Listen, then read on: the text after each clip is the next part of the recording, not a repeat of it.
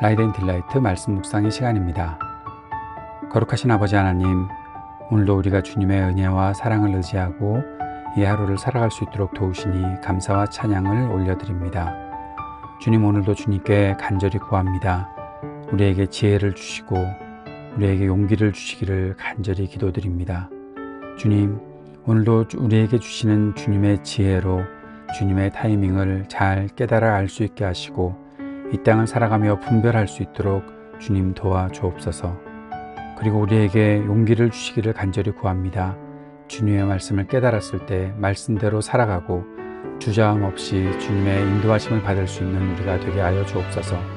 오늘도 우리를 성령으로 충만케 하사 주님과 매 순간 동행할 수 있도록 인도해 주옵소서. 예수님 이름으로 기도드립니다. 아멘. 오늘은 에스더서 5장 1절에서 14절까지 말씀을 함께 읽고 묵상하겠습니다. 에스더서 5장 1절에서 14절까지의 말씀 새 한글 성경으로 읽겠습니다. 3일째 되는 날이었다. 에스더는 왕비의 옷을 입고 왕궁 맞은편에 있는 왕궁 안뜰에 서 있었다. 임금은 왕궁에 있는 임금 자리에 왕궁 문을 마주보고 앉아 있었다. 임금이 뜰에 서 있는 에스더 왕비를 보게 되는 일이 일어났다. 왕비가 그의 눈에 쏙 들었다. 그래서 임금은 손에 들고 있던 금지팡이를 에스더에게 내밀었다. 에스더는 다가가 지팡이 끝 머리에 손을 댔다. 임금이 그에게 말했다. 무슨 일이오, 에스더 왕비? 바라는 게 무엇이오? 나라의 절반이라도 그대에게 주겠소. 에스더가 말했다. 임금님이 괜찮으시다면 오늘 임금님은 하만하고 같이 와주세요. 제가 임금님을 위해서 잔치상을 차려 놓았거든요. 임금이 말했다. 어서 하만을 데려오너라. 에스더의 말대로 해야겠다. 임금과 하만은 에스더가 차려둔 잔치에 왔다. 임금은 포도주를 마시다가 에스더에게 말했다. 그대가 갖고 싶은 것이 무엇이오? 그대에게 주겠소. 바라는 것이 무엇이오? 나라의 절반이라도 해주겠소. 에스더가 대답했다. 제가 갖고 싶은 것과 제가 바라는 것은 이러합니다. 임금님이 저를 잘 봐주신다면요. 임금님이 제가 갖고 싶은 것을 주고 제가 바라는 것을 해주고 싶어 하신다면요. 그렇다면 임금님은 하만하고 제가 두 분을 위해 차려놓을 잔치상을 드시러 오세요. 내일은 임금님 말씀대로 하겠습니다. 하만은 그날 즐겁고 기분이 좋아서 나갔다. 그런데 하만이 왕궁 문에서 모르드게를 보았을 때 모르드게는 자기를 보고 일어나지도 않고 떨지도 않았다. 하만은 모르드게에게 화가 치밀었다.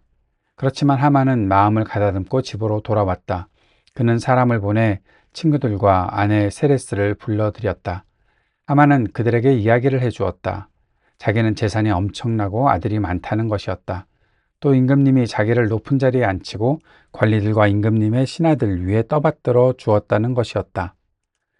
하만은 덧붙여 말했다. 게다가 에스더 왕비님이 잔치를 마련하셨는데 임금님하고 같이 부른 사람은 나밖에 없었단 말이야. 내일도 왕비님이 임금님하고 같이 오라고 한 사람은 바로 나야. 그렇지만 나한테는 이게 다 아무것도 아닌 거야. 유다 사람 모르드게가 왕궁 문에 앉아 있는 것을 볼 때마다 그래. 그러자 아내 세레스와 모든 친구가 그에게 말했다. 25m 되는 높이의 나무 기둥을 세우고 아침에 임금님께 말씀드려서 거기에다가 모르드게를 매달아 죽이는 거예요. 그러고 나서 임금님과 함께 즐겁게 잔치에 가세요. 하만은 이 말이 괜찮아 보여서 나무 기둥을 세웠다. 오늘 본문에서 드디어 에스더가 금식을 마치고 임금을 만나러 가는 크세르크세스를 만나러 가서 그리고 그 위기의 순간에 왕이 에스더에게 자비를 베풀고 에스더가 무엇을 원하는지 듣게 되는 아주 이 절체절명의 순간을 우리는 볼 수 있습니다. 본문의 내용을 보면 왕이 왕비를 보고 호의를 베풀고 하는 것이 그렇게 큰일인가 싶겠지만 우리가 앞에서 보았던 것처럼 임금 앞에 아무도 임금의 허락 없이 나아갈 수 없는데 지금 에스더 왕비가 임금의 눈에 뜨이는 곳에 자신이 먼저 나아갔고 임금이 왕비를 보게 됐다라는 거죠. 에스더는 죽음을 각오하고 왕 앞에 나아갔던 것입니다. 그런데 여기서 왕의 눈에 은총을 입었던 거죠. 이것은 본문을 그냥 읽으면 별일 아닌 것처럼 생각되지만 이 속에는 엄청난 하나님의 섭리가 있다는 것을 우리는 볼 수 있습니다. 우선 하나님의 섭리를 우리가 보기 전에 에스더의 일들을 한번 생각을 해봐야 되겠죠. 3일째 되는 날, 이것은 에스더가 3일 동안 금식한 후에 왕 앞에 나아갔다라는 겁니다. 금식한 후에 왕 앞에 나아가서 왕의 눈에 쏙 들어올 정도로 아름다움을 보였다. 사람이 3일 동안 먹지 않으면 그 낯빛이 좋아질 수도 있지만 안 좋아질 수도 있잖아요. 그런데 이 모든 것 속에 에스더가 단순히 단식한 것이 아니라 금식하며 기도했던 것이고 그 기도 속에 하나님께서 역사하셨다는 것을 우리는 알 수 있는 거죠. 그런데 이렇게 왕이 호의를 베풀었을 때 에스더는 곧바로 문제를 말하지 않았습니다. 잔치에 와달라라고 그렇게 말을 했고 또 한 번 잔치에 초대하는 장면이 있죠. 에스더는 타이밍을 기다릴 줄 아는 지혜가 있었습니다. 기도로 준비된 담대함이 있었습니다. 에스더의 믿음은 충동적인 것이 아니었습니다. 에스더는 단지 하나님이 나에게 은혜를 입게 하셨다? 저 같아도 그랬을 것 같아요. 하나님이 지금 이 죽을 위기에서 하나님 나를 건져주셨다. 그러면 이제 때가 되었다라고 해서 모든 것들을 다 말해버렸을 것 같은데 에스더가 그러지 않았습니다. 에스더에게 지혜가 있었고 기도하는 가운데 하나님께서 주신 그의 지혜는 더 준비하게 하고 그 안에서도 끝까지 담대했던 거죠. 중요한 결정, 중요한 선택, 그 이전에 기도했고 또 절제할 수 있었던 에스더의 모습을 보게 됩니다. 그에 비해 크세르크세스는 어떤가요? 음, 에스더에게 호의를 베푼 것을 보면서 좋은 사람 뭐 그렇게 생각할 수도 있겠지만 크세르크세스는 굉장히 감정적으로 움직이는 사람이죠. 1장부터 계속해서 그는 왕이었지만 감정적이었습니다. 눈에 들어오면 금방 선택하고 눈에 들어오지 않으면 금방 격분하고 하는 일들이 크세르크세스의 모습이었습니다. 리더로서의 통찰력이나 원칙보다 눈앞의 기분과 정서에 따라서 선택하고 결정하는 그런 일들이 있었던 거죠. 얼마나 그가 부족한 왕이었나 싶지만, 자, 그런데 하나님은 그의 감정, 이렇게 감정에 휘둘리는 그의 태도, 그것조차도 하나님께서는 하나님의 백성을 위해 사용하시고 하나님의 섭리를 이루십니다. 지도자는 감정보다 분별과 진리를 따라야 하겠죠. 그런데 이 크세르크세스의 약함을 보게 되고 그 안에서도 하나님은 뭔가 움직이신다라는 사실을 보게 됩니다. 하만은 얼마나 기분이 좋았을까요? 에스더가 자신과 왕을 함께 불렀고 잔치를 베풀고 또 두 번째 잔치를 베푼다 했을 때 그의 기분이 얼마나 좋았을까. 그런데 그도 얼마나 이 감정에 휘둘리는 사람인가 하면 정말 세상을 다 얻은 것 같은 그런 상황이 자신에게 주어졌는데 모르드게를 보고 화가 치밀어 올라서 음, 뭐라고 얘기하는지 한번 보십시오. 그 왕이 하만을 함께 동석하고 왕과 하만이 동석해서 왕배의 잔치에 참여했고 두 번째 잔치에도 또 둘이 똑같이 초대를 받았다. 그런 사람이 바로 나다. 내가 이 정도야. 13절에.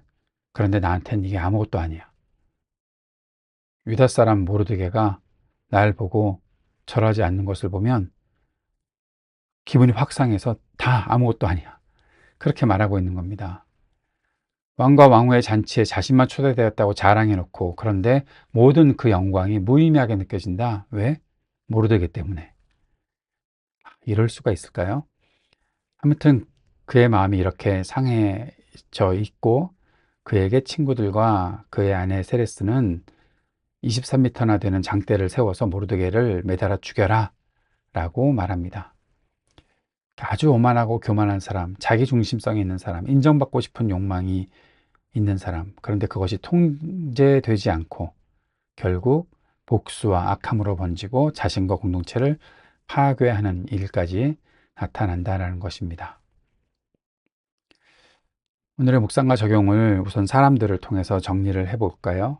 먼저 에스더에게서 타이밍을 기다릴 줄 아는 지혜와 또 기도로 준비된 담대함을 볼 수 있습니다. 믿음은 충동이 아니라 지혜와 준비 속에 담대히 나아가는 태도라는 것을 알 수 있지요. 중요한 결정과 말에 앞서서 기도와 절제가 필요하다는 사실을 에스더를 통해서 보게 됩니다. 크세르크세스는 왕이지만 끝까지 즉흥적이고 감정적인 모습을 보여주고 있습니다. 에스더를 살린 것은 좋은 일이지만 그러나 그럼에도 불구하고 리더가 통찰력과 원칙이 중요함에도 그는 눈앞의 기분과 감정에 따라서 결정했던 거죠. 그렇지만 하나님은 그의 단점도 하나님의 백성을 위해 하나님의 도구로 사용하십니다. 하만, 그는 교만과 분노의 반면교사이지요. 그는 자기 중심과 인정 욕구와 복수심에 끌려 움직이고 결정합니다. 악한 일을 충동적으로 저지르는 사람, 결국 자신과 공동체를 파괴한다는 것이죠. 그 안에서도 하나님은 보이지 않으시지만 분명하게 일하십니다. 에스더가 왕에게 나아가는 순간 하나님은 왕의 마음을 움직이셨고 타이밍을 조정하십니다. 하만이 교만해지는 순간 하나님은 그의 교만을 무너뜨릴 기회를 준비하십니다. 두 번의 잔치, 사람들의 말과 침묵, 그 속에서 하나님은 정확하게 일하십니다. 하나님의 섭리는 큰 소리를 내지는 않습니다. 그러나 조용한 가운데서도 정밀하게 작동되는 섭리를 보여주십니다. 믿음은 기도와 함께 지혜롭게 행동하는 것입니다. 기다리고 준비해야 하겠죠. 리더십은 감정을 절제하고 원칙대로 결정하는 것입니다. 하지만 그 안에 하나님을 따라야 한다는 것을 우리는 다시 한번 배웁니다. 자기 중심적 인정 욕구를 절제할 수 있어야 합니다. 하나님의 침묵 속에서도 주님의 섭리를 믿고 따라야 합니다. 그래야 우리의 믿음이 더 견고해질 수 있겠지요. 오늘도 우리 주님의 섭리를 신뢰하고 믿음으로 준비하고 겸손히 순종하며 살겠습니다. 이 기도가 우리 안에 있기를 바랍니다. 주님께서 가르쳐 주신 기도 함께 드리겠습니다. 하늘에 계신 우리 아버지, 아버지의 이름을 거룩하게 하시며 아버지의 나라가 오게 하시며 아버지의 뜻이 하늘에서와 같이 땅에서도 이루어지게 하소서. 오늘 우리에게 일용할 양식을 주시고 우리가 우리에게 잘못한 사람을 용서하여 준 것 같이 우리 죄를 용서하여 주시고 우리를 시험에 빠지지 않게 하시고 악에서 구하소서.